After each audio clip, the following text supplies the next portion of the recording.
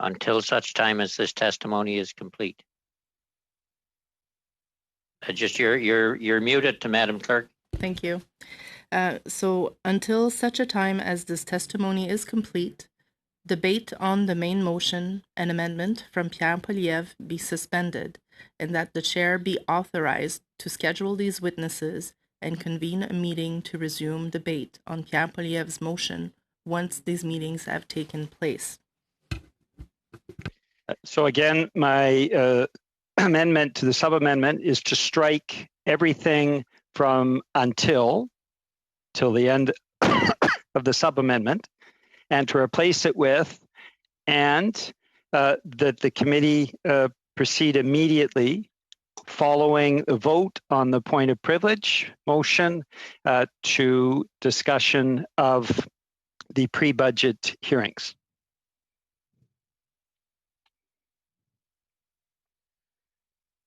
Okay, I think, Madam Clerk, I'll have to ask this of you, because we are into a sub-amendment to the amendment of the motion.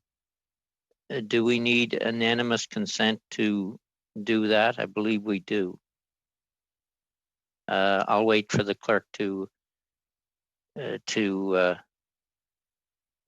she knows the rules better than me. I see her turning pages there. Point of order, Mr. Chair. Point of order, Mr. Fragaskatis.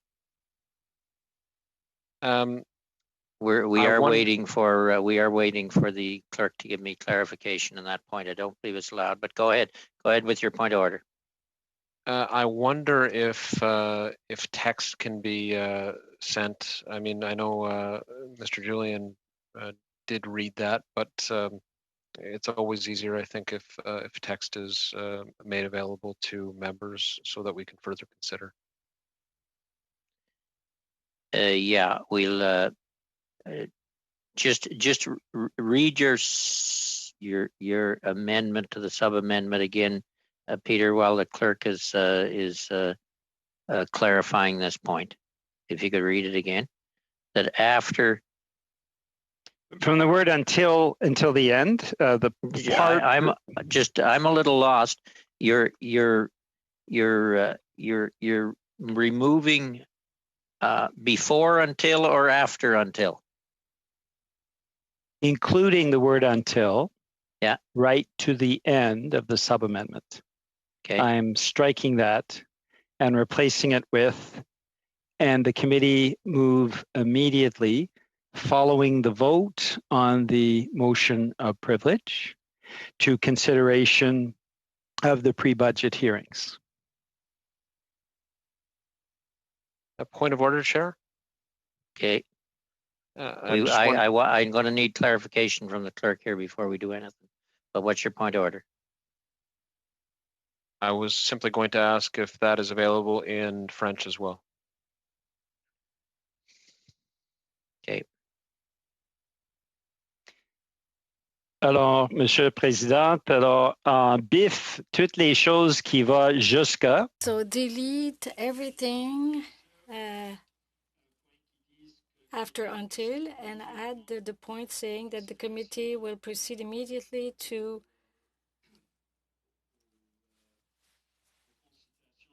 the pre-budget consultations following the vote that will take place on the motion of privilege, more or less.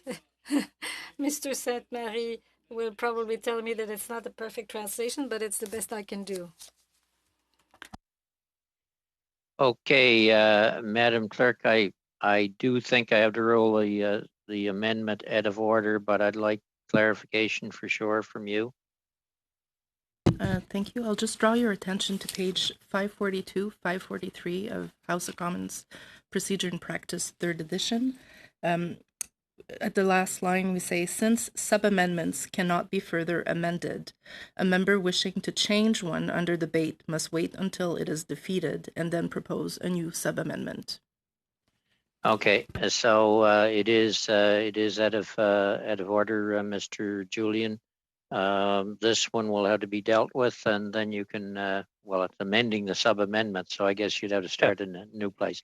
Go ahead, Mr. Julian, the floor is still yours. Thank you. Thank you very much, Mr. Chair, because what we've been hearing from Liberal members all along is that it's something about having the Clerk of the Privy Council before committee, and that is obviously not the case.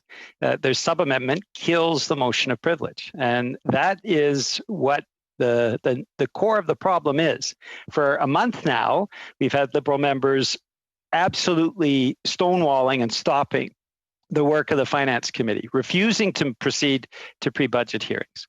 And the reason why they're doing that isn't because of some differences around witnesses.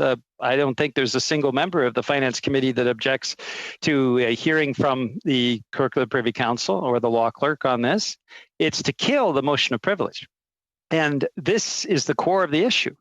The Speaker, who is elected by all members of Parliament, has the ability to rule on this motion of privilege. All that the committee is doing is flagging what is a grave concern. And the grave concern is the censorship substantially of 1,500 pages of documents. That is what was delivered to the Finance Committee in response to the motion that I tabled on July, and that in July 7th, and it was voted on by the entire committee.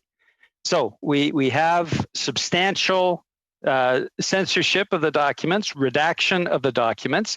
We have the law clerk that drew our attention to this immediately. We have a motion of privilege that is a very valid motion of privilege, but government members refuse to have this committee rule on that and actually have the vote. Why? What is it in the documents that they don't want us to see?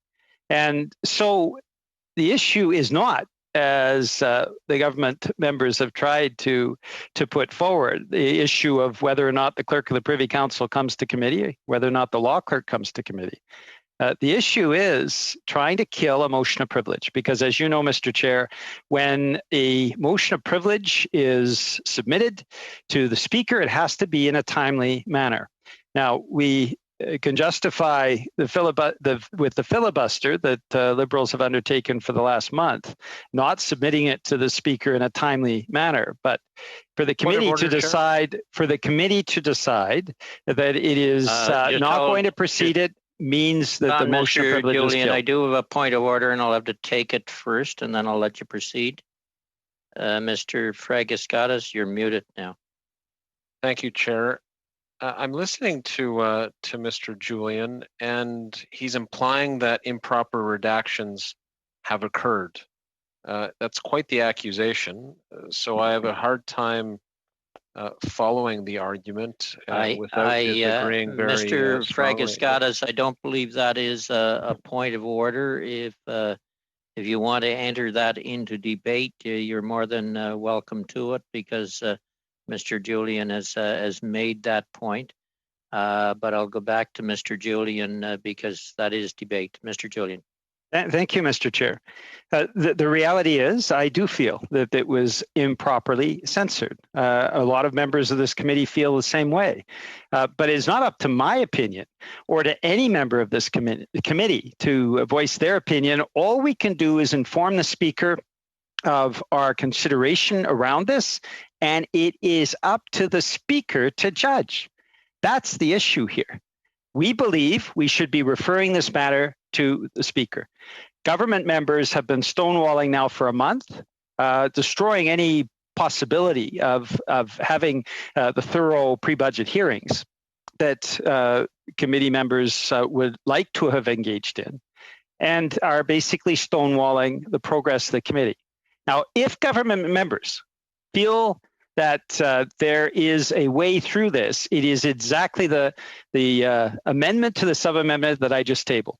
If government members really just want to hear from the clerk, and if government members just really want to hear from the law clerk, then they should amend their own sub-amendment, allow for the motion of privilege to be voted on, and refer to the Speaker, and the Speaker determines, none of us, the Speaker determines whether or not there's grounds for a violation of privilege. That's up to the Speaker.